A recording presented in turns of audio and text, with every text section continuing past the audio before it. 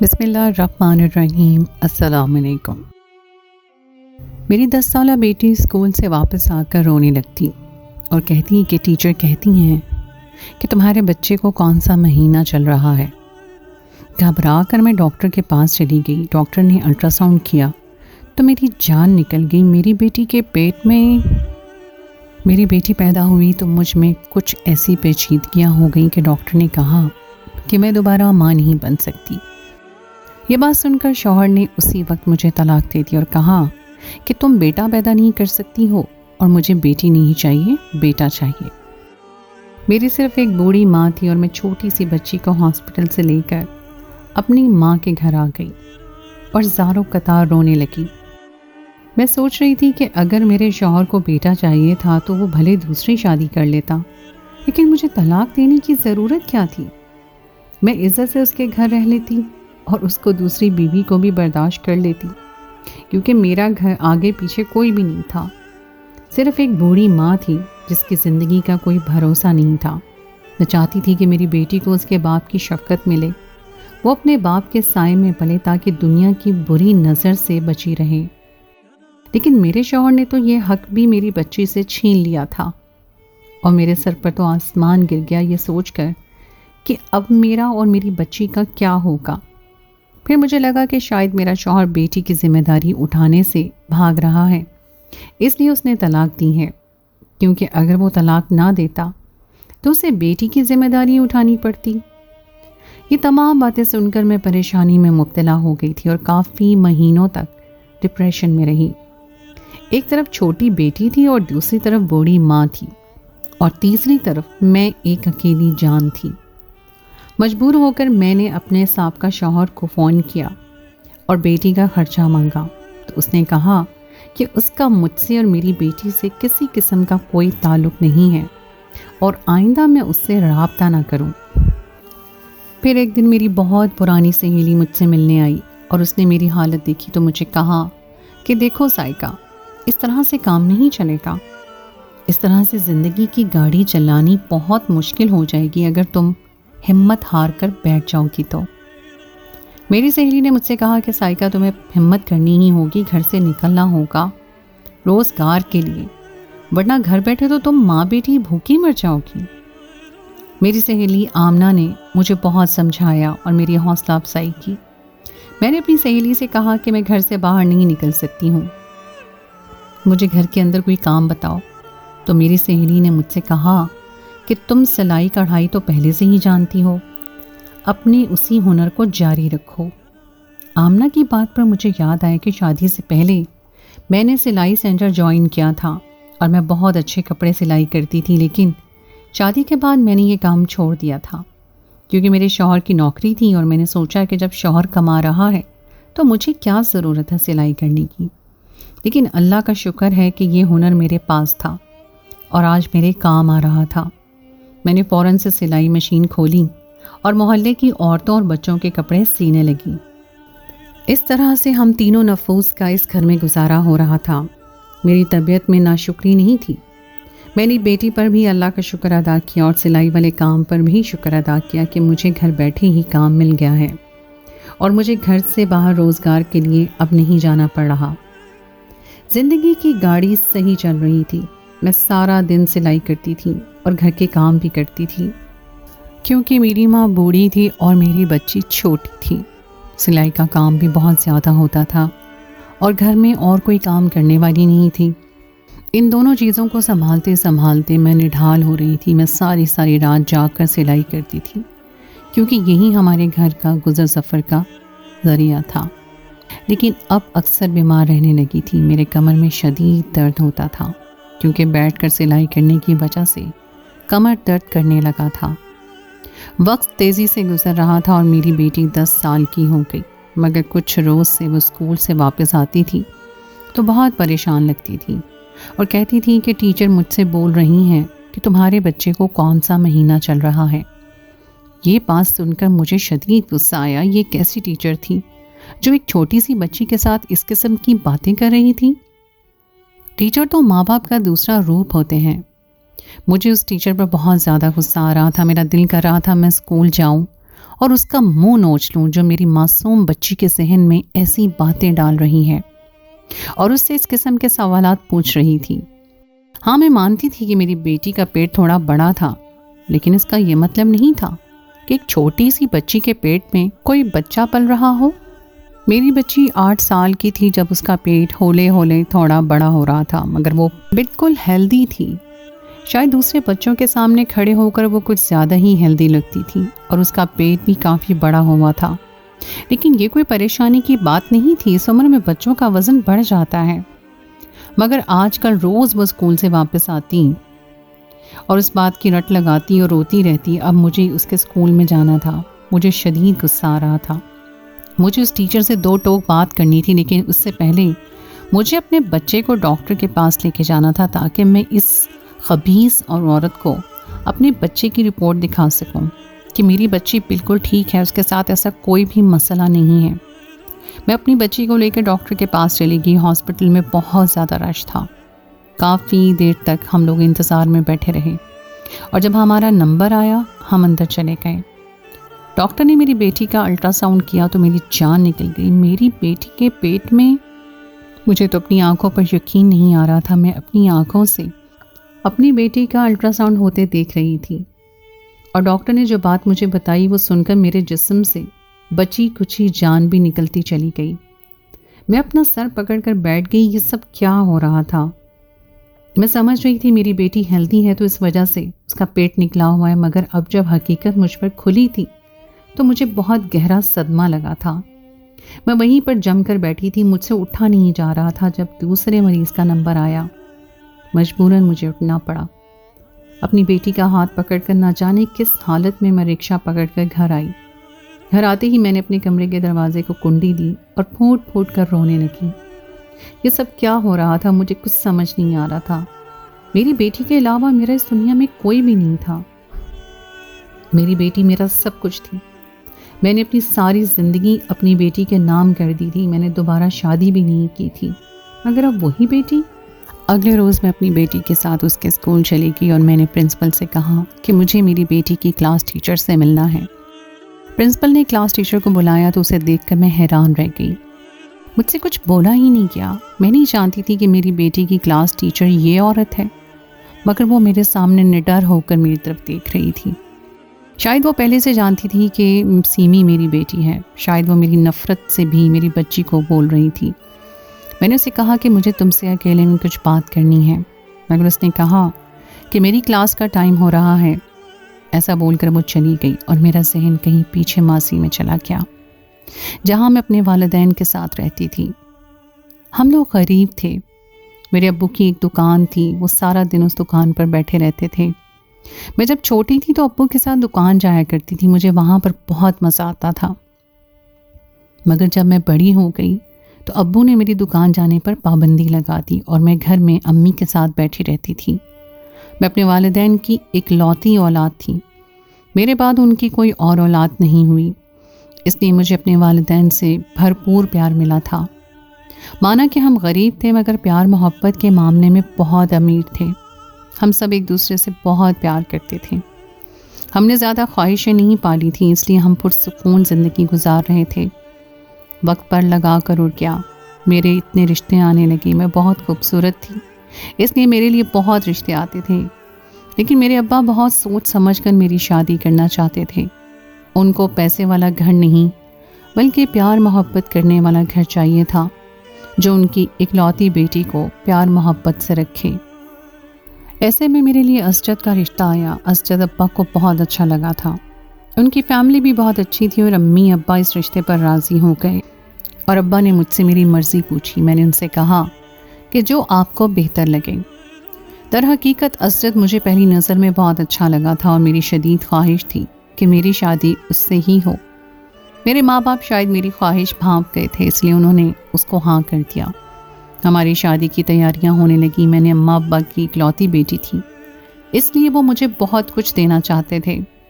ابا اماں نے اپنی حیثیت کے مطابق مجھے اچھا خاصا جہیز دیا۔ میں جب سے پیدا ہوئی تھی میری ماں میرے نام پہ کچھ نہ کچھ جوڑتی رہتی تھی۔ بیٹیوں کی مائیں ان کے پیدا ہوتے ہی دہیج کی فکر میں لگ جاتی ہیں۔ میں رخصت ہو کر اسجد کے گھر آ گئی۔ وہ میرا بہت خیال رکھتا تھا، مجھ سے محبت کرتا تھا۔ میں بہت خوش تھی، میرے گھر والے مجھے بہت اچھے لگتے تھے۔ میں شادی کرنے کے بعد اپنے مائکے گئی تو میں مطمئن اور خوش تھی۔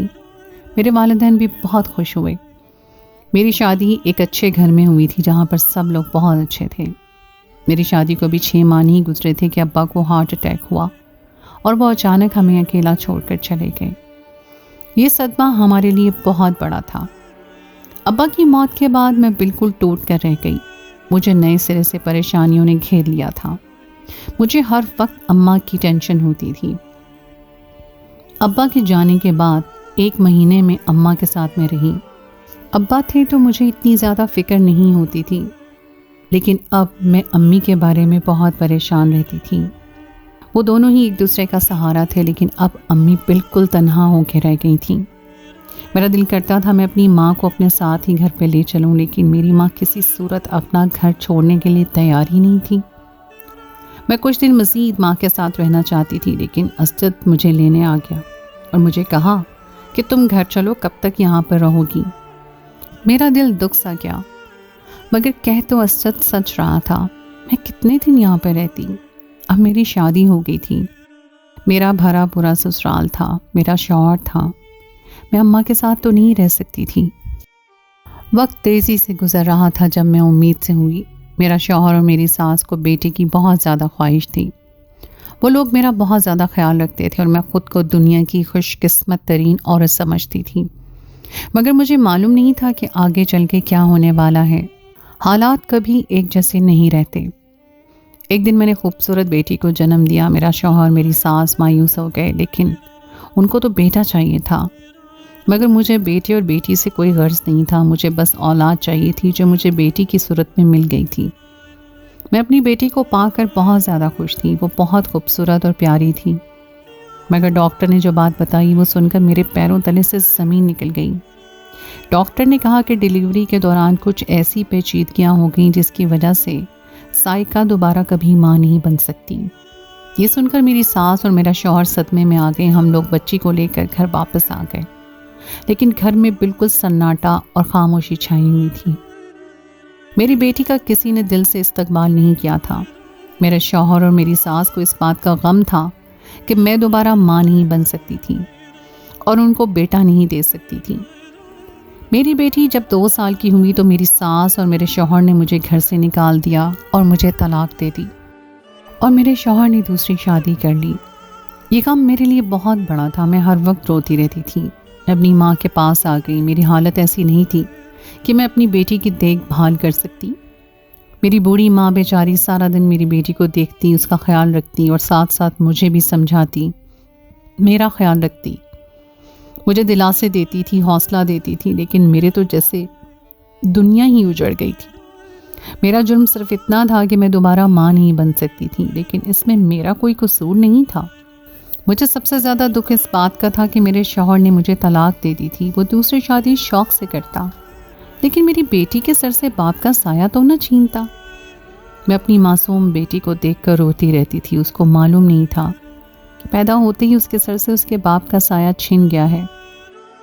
میری ماں کو بھی تو ایک بیٹی ہوئی تھی اور وہ دوبارہ ماں نہیں بن سکتی تھی، لیکن ابا نے دوسری شادی نہیں کی اور نہ کبھی مجھے احساس ہونے دیا کہ میں بیٹی ہوں، بیٹا نہیں۔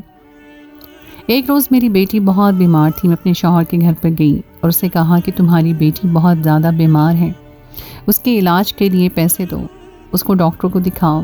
تب میں نے اس عورت کو دیکھا تھا جو میرے شوہر کی دوسری بیوی تھی۔ وہ بہت تیز اور شاطر عورت تھی۔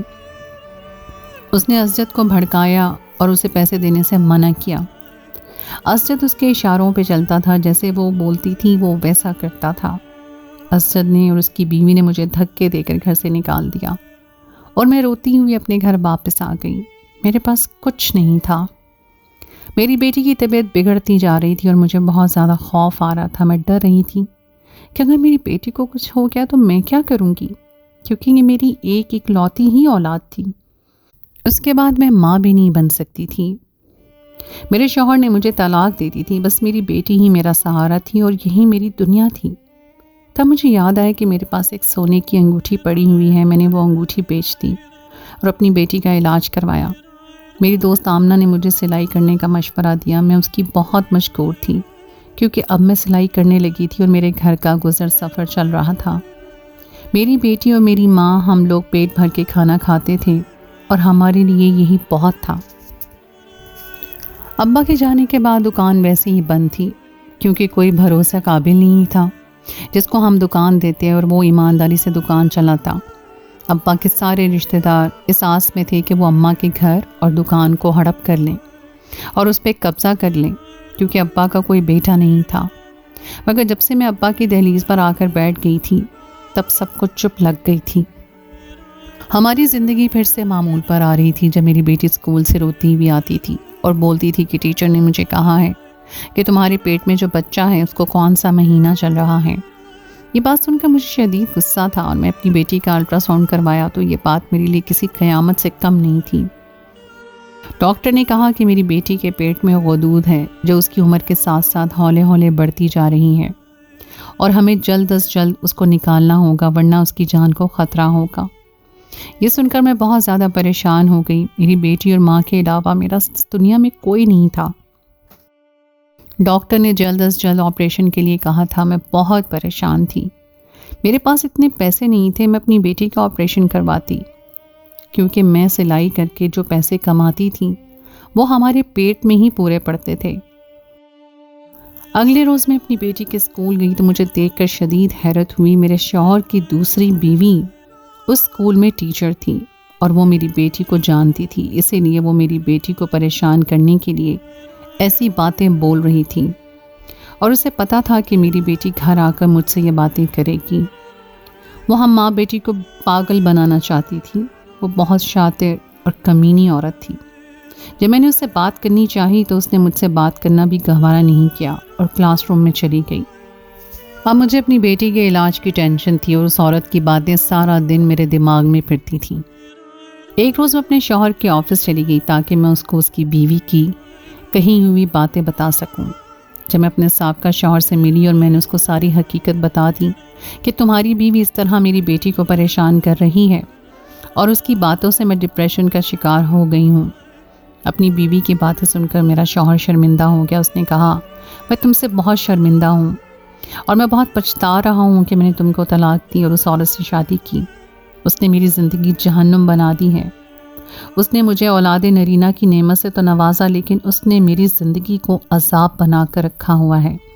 اس کی وجہ سے میری زندگی کا سکون چین برباد ہو گیا ہے. شاید یہی میری سزا تھی.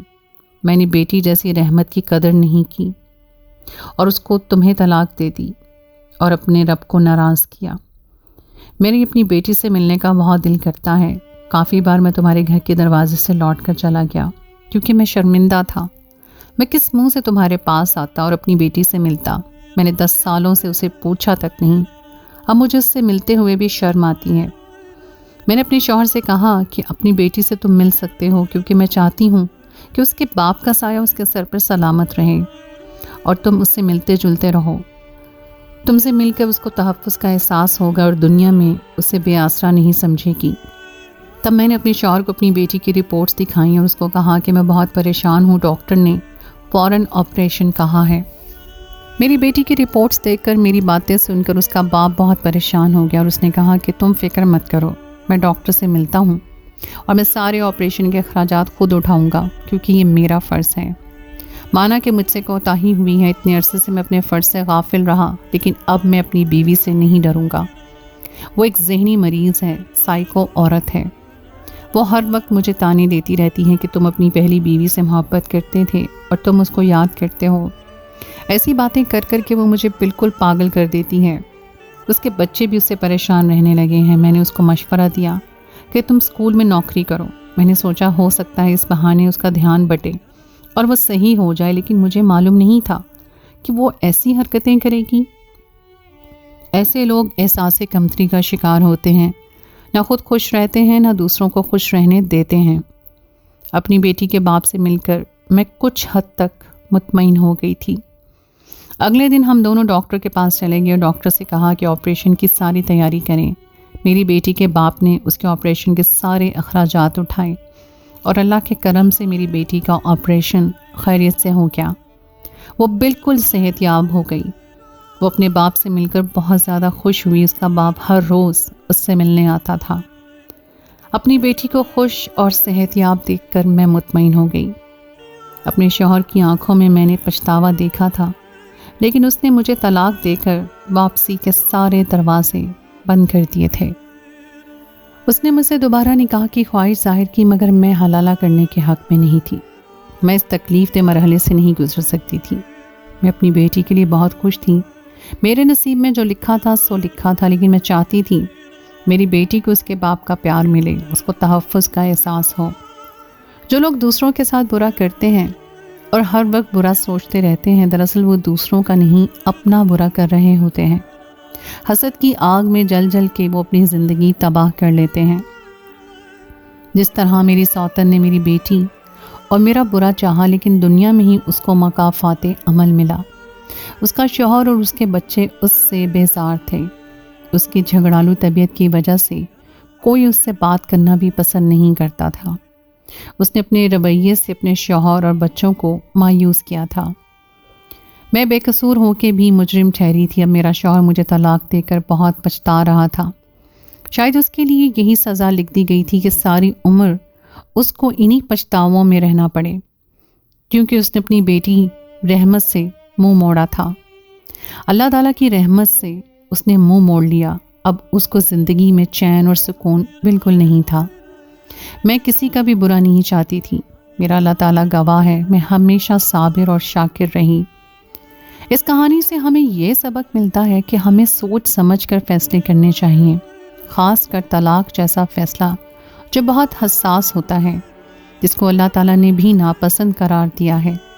لوگ غصے میں آ کر یا کسی کی باتوں میں آ کر اپنی بیوی کو طلاق دے دیتے ہیں، لیکن بعد میں ان کو پچھتاوے گھیر لیتے ہیں، مگر کیا ہوا وقت اور کیا ہوئے وقت کا فیصلہ کبھی واپس نہیں آ سکتا۔